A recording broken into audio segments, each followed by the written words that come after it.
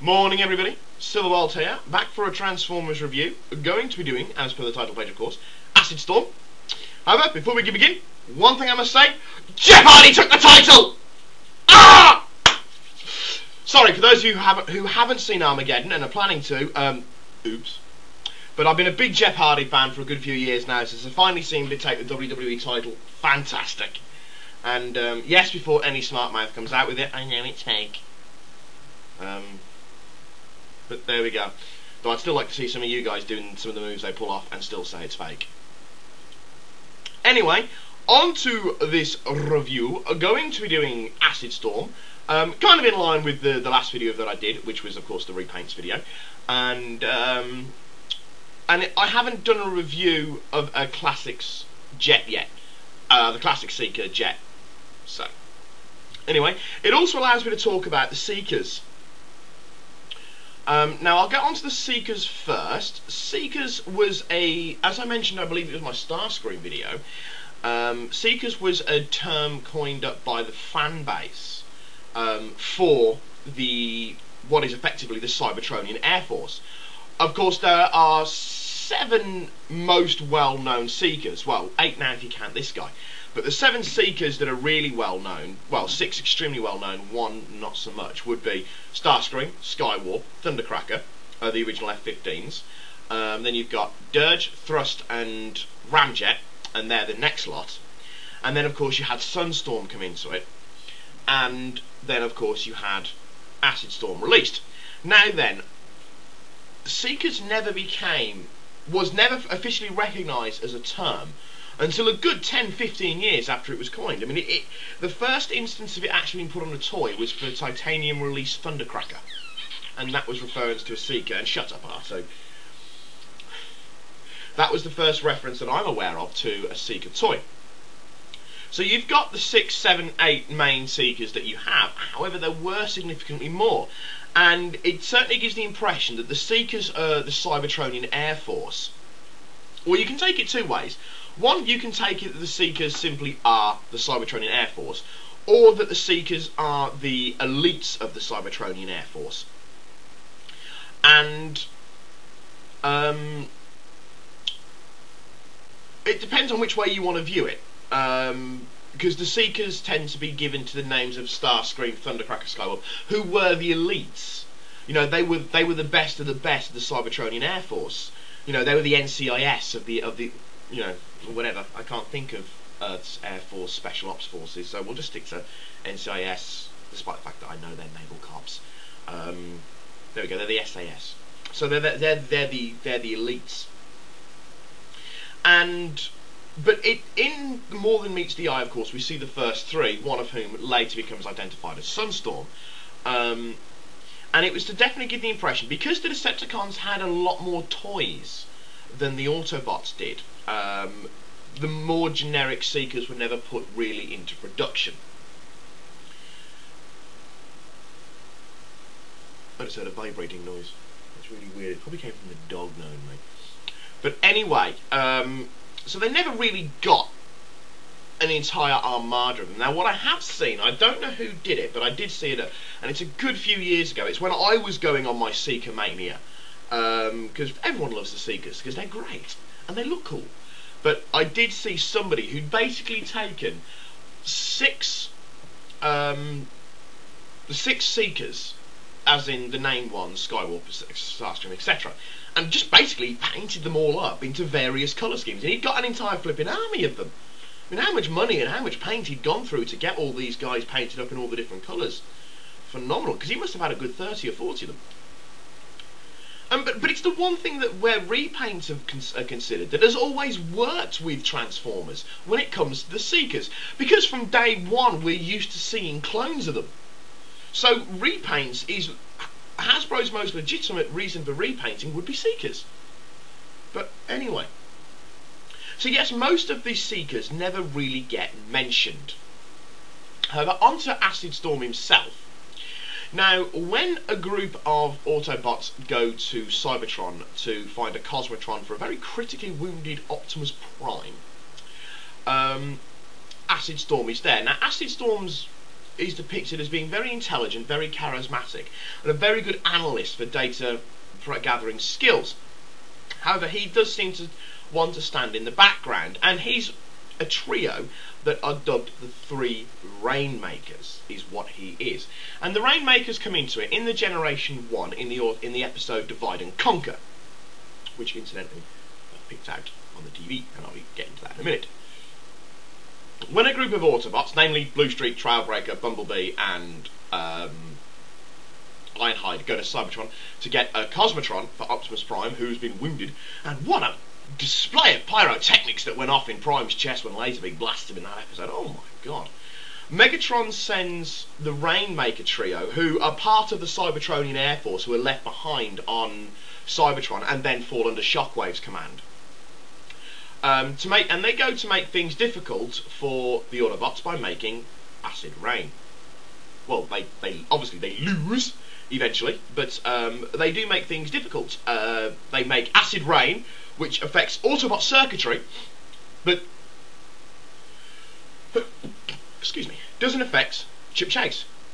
I mean, you can argue one of two ways. One, it's an animation error, and really Chip Chase should have become this victim of... Excuse me, I'm about to get a third one as well, because it always happens when I sneeze. Always come in threes. You could argue that Chip Chase was supposed to end up, you know, looking like a little pile of goo. But he doesn't, because he's completely unaffected by this acid rain, doesn't even get his glasses wet, whereas it pretty much cripples the Autobots. And you can argue one of two ways, as I said. One, animation error. Two, well, the Rainmakers are on Cybertron. They haven't been to Earth. They're not expecting anyone from Earth to come.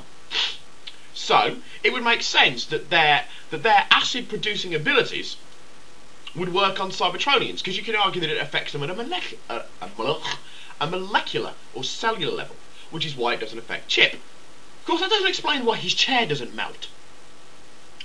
But Acid Storm is, of course, in this episode.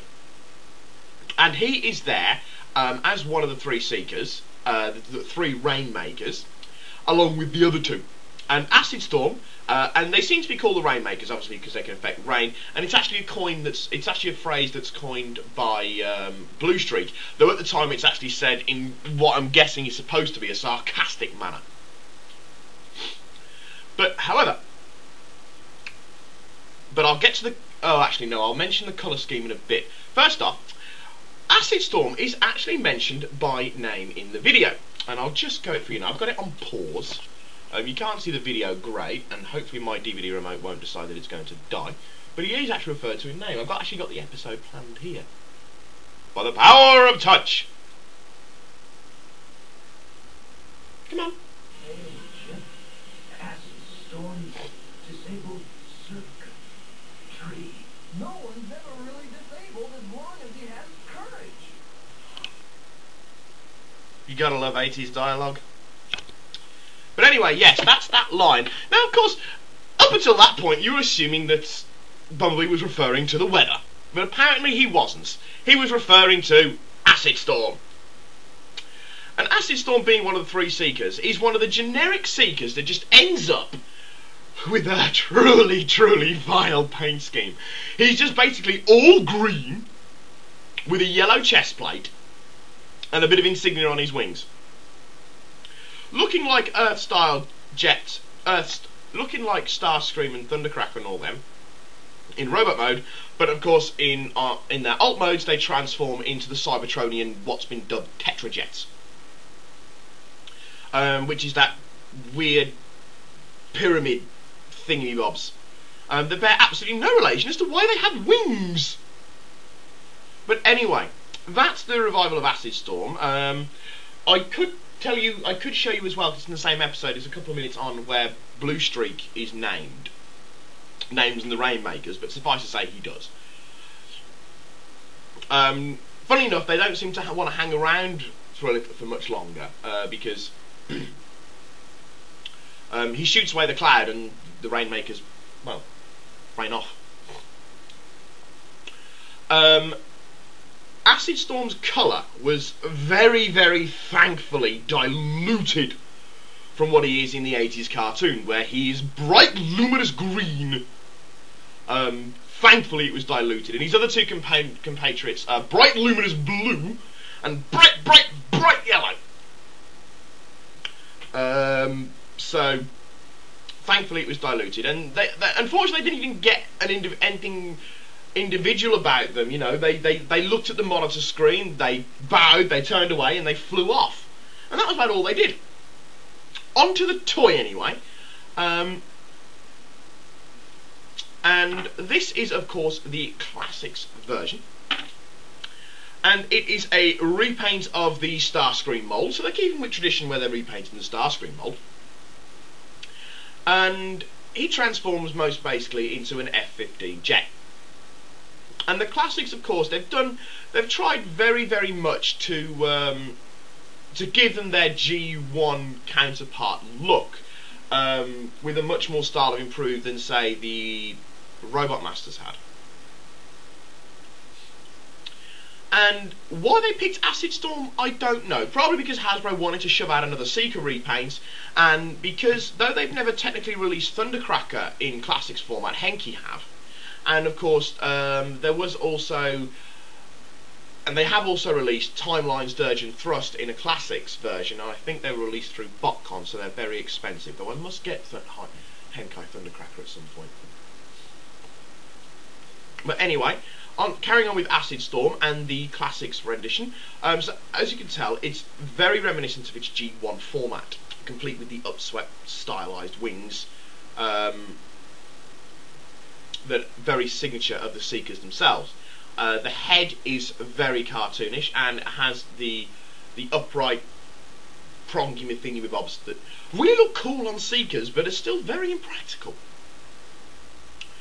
It's got quite a clever little transformation sequence. I mean, the legs are very much clipped together, put the feet up, unfold the leg parts, which is very much what it was in the G1, and then just push it into place. But the chest component, to get the nose cone out, lift it up, and you need to, of course I'm not going to be able to, oh there we go, pull it out, twist it round, and lock it into place. Of course you can't see that because all you then got a shot of was my big fat hand, to give you that kind of impression. Fold the arms in, excuse my nose, fold the arms in, fold the arms in, fold the arms in, oh there we go, I've done it on one.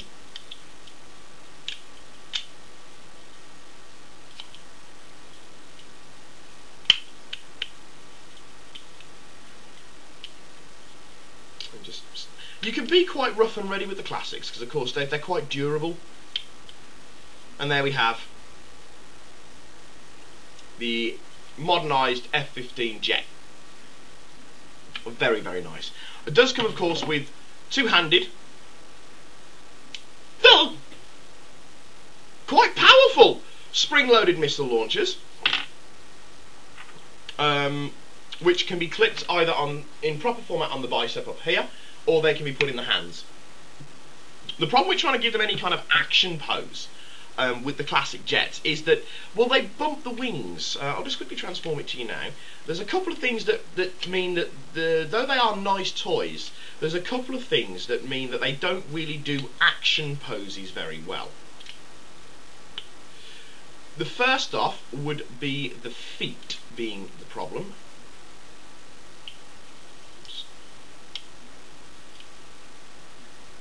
Quickly do this.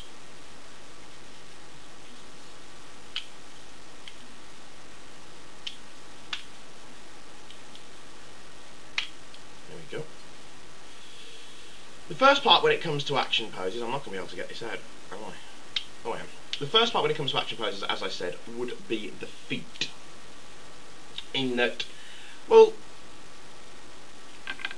there we go. Well, they're kind of flat with no articulation, so trying to actually get them into any kind of action pose is near impossible because, well, they just don't want to stand up. The other problem, especially if you want to keep them in the classic Seeker format of having the null rays, blaster cannons, cluster missile bomb launchers, everything and anything that the Seekers have in their arms, is that if you keep them at anything other than that, as soon as you lift the arm, the wing falls over. So if you want to try and get as many action poses as you possibly can, then you probably would need to put them in the hands. However, the Classics jets I still think are very well worth getting. But then, as most people who know me know by now, know that I'm a huge fan of the Classic jets. I think they're brilliant. I'm a huge fan of the whatchamacallits in general, the Classics range in general. So, but anyway, yes, that's Acid Storm done. Still quite cheap on eBay. He's still in Toys R Us. He's in various shops around the world. Argus, Woolworths, if you can find him. You might get him quite cheaply in there, although they didn't have much of a Classics range when I was in there. Admittedly, that was before the mad pandemonium vultures round the carcass super sale I had on. Of which case, there's now nothing left. It's been stripped. But so you shouldn't be hard to find him. But he is, if you're building the Classic collection, then Acid Storm is I think he's a welcome addition. Welcome addition to it. But anyway, that's Silverbolt signing off for now, saying au revoir, adios, auf Wiedersehen.